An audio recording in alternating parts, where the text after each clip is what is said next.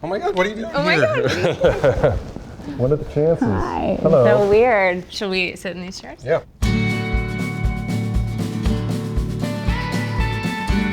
When did we first meet? I'm just gonna have an apologetic preamble. Allison's gonna remember everything No. perfectly with 100% recall, and I can't even remember this morning, so. We have the same this is gonna- problem. Oh, yeah. this is gonna be so boring. I think my first day of work was at the Brill building, but then Okay. my first day of work with you was at the Gramercy Hotel. Right, and that was a wild night of filming. Yeah. What I remember most about that first night of filming was watching you try to keep it together in the presence of Andrew Rannells, Yeah. which was not something that you were capable of doing. Yeah, that was a recurring obstacle. I have for me videos over of there. you on set just trying to like keep it cool. The worst one that I remember about Andrews, we were playing, there was a Marnie and Desi gig, maybe the first one was like an Yeah. open mic night, we were shooting in Williamsburg. Yep. I have video of this. Andrew and Lena were like in the audience, maybe up on a Up on balcony the or back balcony. up on a balcony. And I remember Andrew improvising something or something. He goes, oh, never trust a man in a Henley or something like that. And I could hear him, somehow I could hear him, even though we were singing and playing, and he was all the way over there. It made me laugh somewhat. This is gonna be a real shit show. Marnie, we love you! I'll catch you when you're falling. We had some incredible luck in terms of the music that we performed. Like, I actually think a lot of our songs were really beautiful. The lyrics are what made them cringy often. My favorite song, I think, there are so many beautiful ones, but my favorite one is Oaxaca. It's the last Marnie Desi. We recorded it in the studio. Okay. The lyrics are so cringy that I like don't want to say them out loud. I Say don't them wanna, out loud, come on. Shaking my maracas, doing what you do. Where there no gringos are, yeah, you'll find me at a bar, Oaxaca.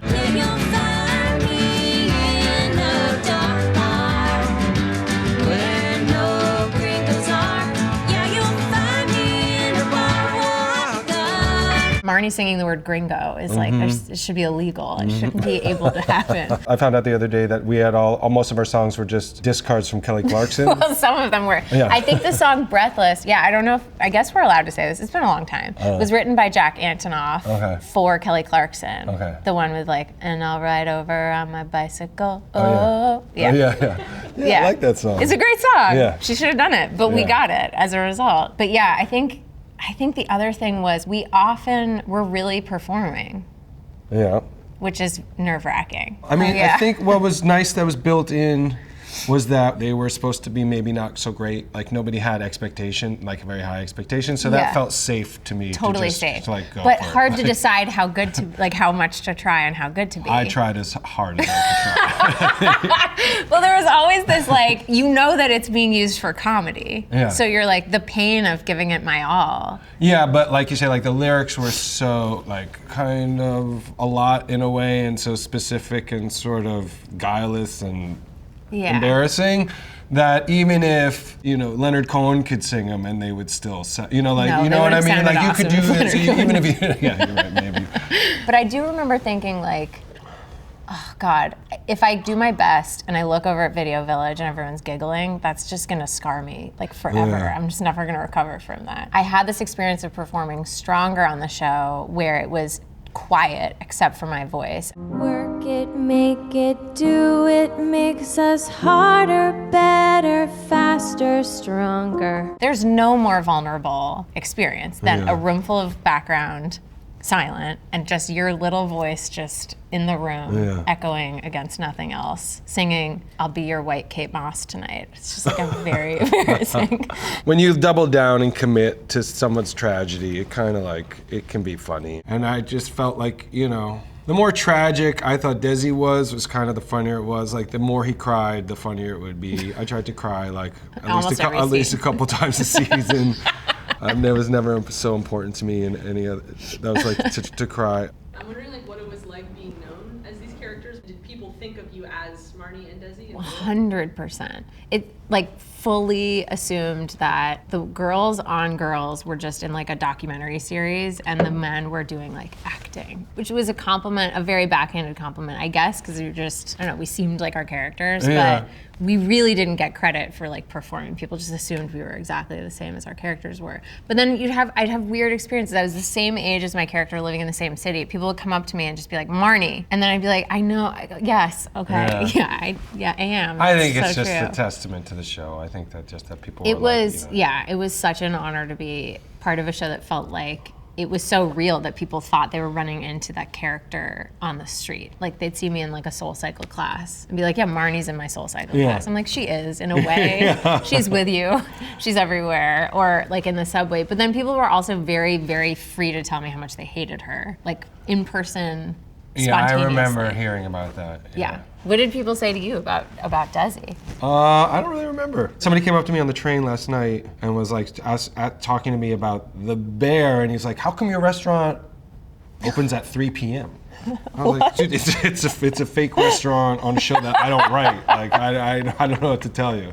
He's like, "I know." I walked away. But, He's like, but really though, you gotta think about it. 3 yeah, I p.m. was is like, weird. But sometimes people still come up to me and they're like, "Desi," because there's a bunch of Rewatching. people, or like I feel like there's a lot of mostly women that I've interacted with, like in their early 20s, who are like seeing it for the first time or whatever. My dad, who loves like lurking on social media, sends me all these like girls rewatch clips of like people rewatching the show and reacting to it, and he always is like, the comments are so pro Marnie, and it's like a very unfamiliar feeling because my parents were like Marnie defenders for a decade, and that now they're like, oh, it's just a pro Marnie world. My theory is what was coded as selfishness among millennials is now coded as self-care and just like being aware of what you need and advocating for your needs and standing up for yourself. And so Gen Z is like, no, we get her. She makes sense to us. Like she, I guess, was just before her time. And the whole show like got a lot of flack when it was airing for everyone being too selfish and self-centered and blah, blah, blah. Like that was like the and number now one. just that level and of now, narcissism is just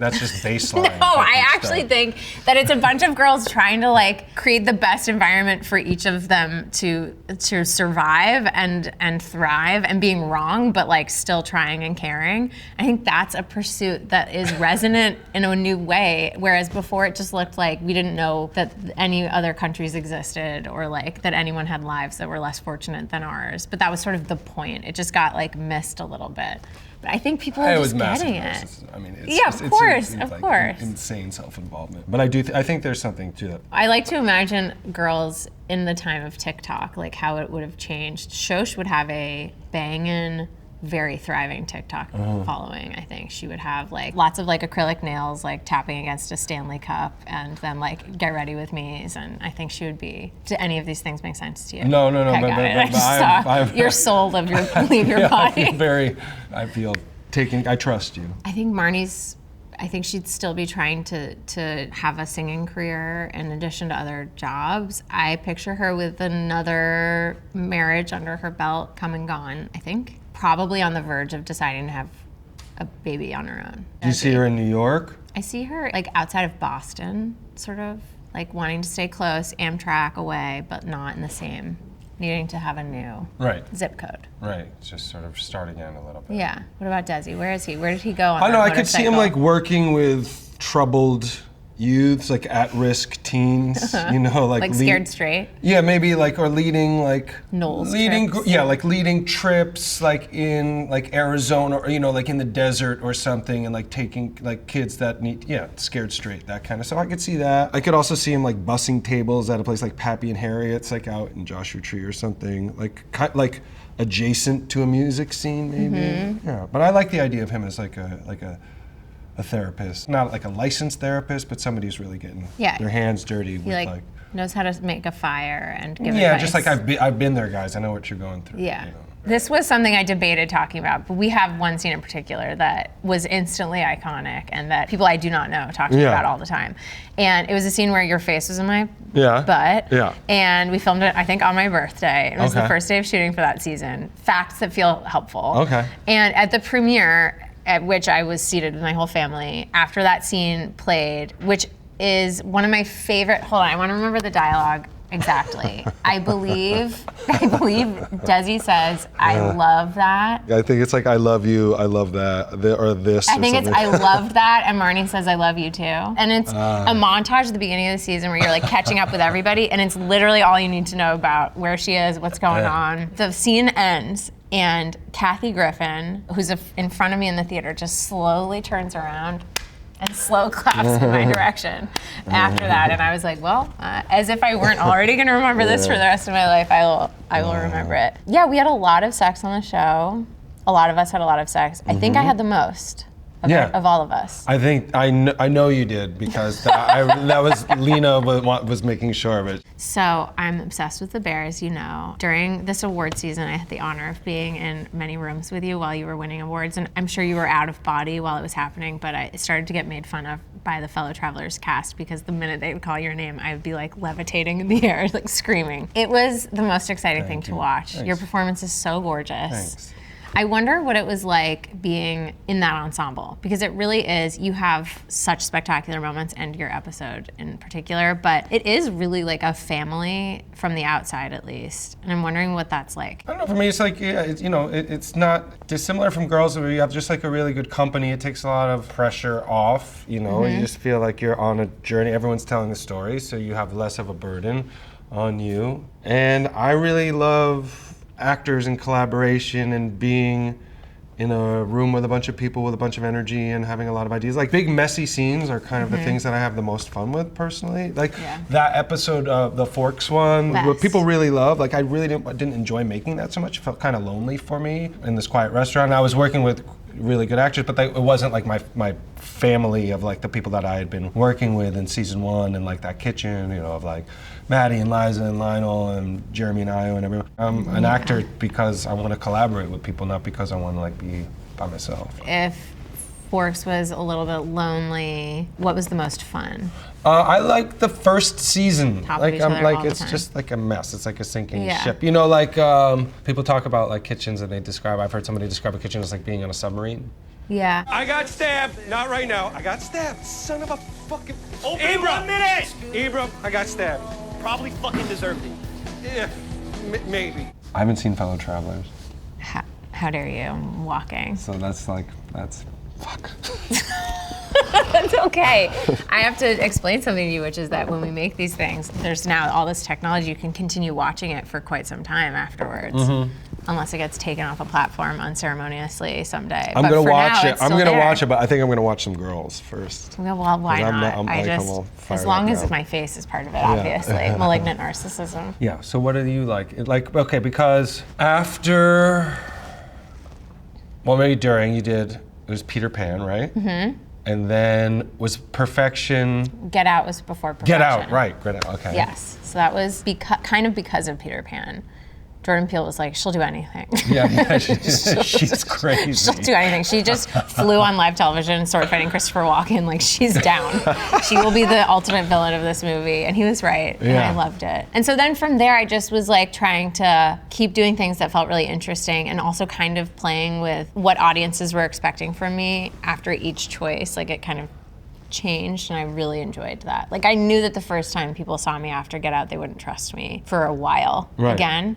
And so choosing movies and genres where I could play with that felt really, So really using fun. expectations based on what you just did or what you've done, your body of work, and then it's just, I think that's smart. Yeah. Well, it's been really fun, and it's kept me in the thriller mix genre, which I never expected, and I can barely sit through a horror movie. I'm too scared.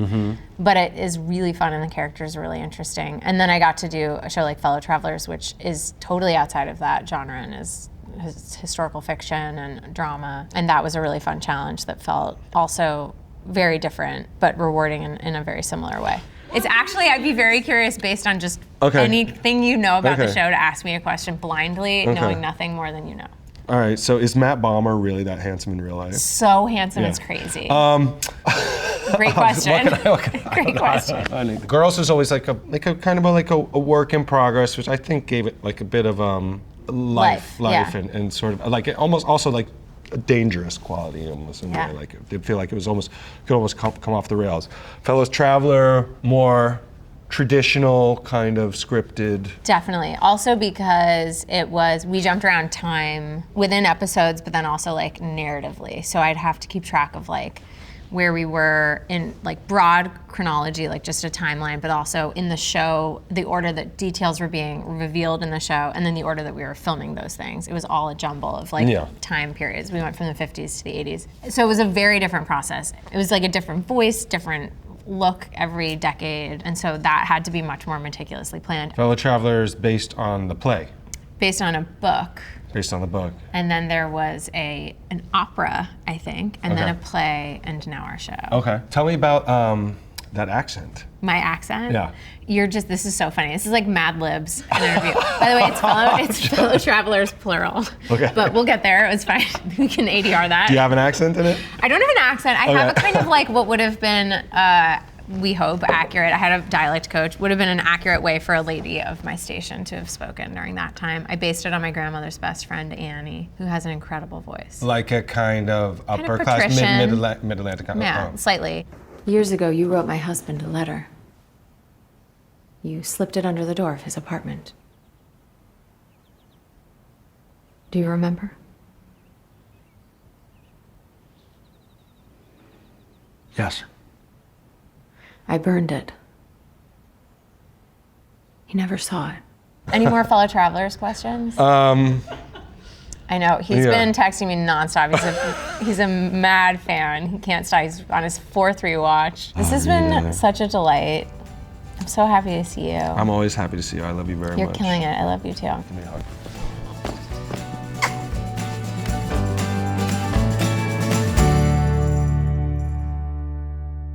Have you seen the Marnie and Desi Tortured Poet Department memes? Have I ever? I'm an insane Swiftie. I'm so honored. I love the idea of Marnie and Desi being in the Tortured Poets Department, where someone who won't be named is dashing out with their typewriter. Now I'm also referencing something you're just looking at me with like. I'm listening and learning. It's the titular song off of the most recent Taylor Swift album. There were a lot of memes about us being the original, the Tortured Poets. Okay. Like, it feels right. It feels canonically accurate. And That sounds this right man to who me. shall not be named would have fit right in with our world and would have, I think, probably really like livened up our music in a way, but also, it feels right.